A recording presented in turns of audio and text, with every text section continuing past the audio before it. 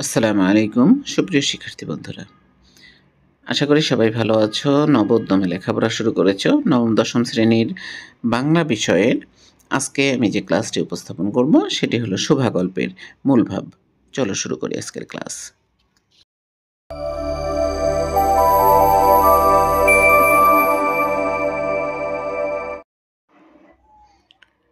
শোভা গল্পের মূল ভাব। শোভা গল্পটি রবীন্দ্রনাথ ঠাকুরের লেখা একটি সংবেদনশীল গল্প।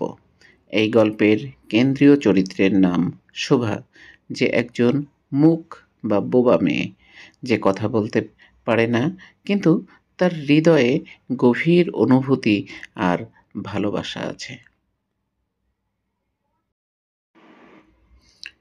সে প্রকৃতি, গরু বাছুর আর কাছের মানুষদের প্রতি আন্তরিক ভালোবাসা অনুভব করে।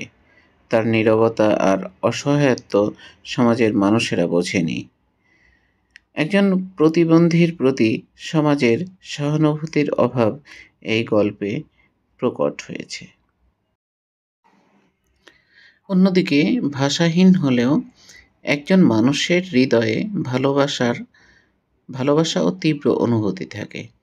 এই পরম সত্যটি দিয়েই নির্মিত হয়েছে শোভা চরিত্রটি। সমাজের প্রচলিত রীতি অনেক সময় দুর্বল মানুষদের কষ্ট দেয়। শোভার নীরব যন্ত্রণার মধ্য দিয়ে এই সত্যটি ফুটে উঠেছে। এই গল্পের মাঝ দিয়ে লেখক দেখিয়েছেন প্রকৃত ভালোবাসা বোঝার জন্য ভাষা নয়, হৃদয় দরকার হয়।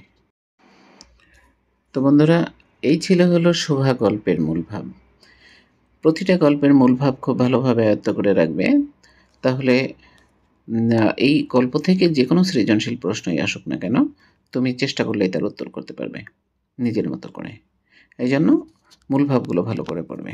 তো আজকের মতো বিদায় নিচ্ছি। ভালো থাকো। আল্লাহ হাফিজ। আসসালামু আলাইকুম।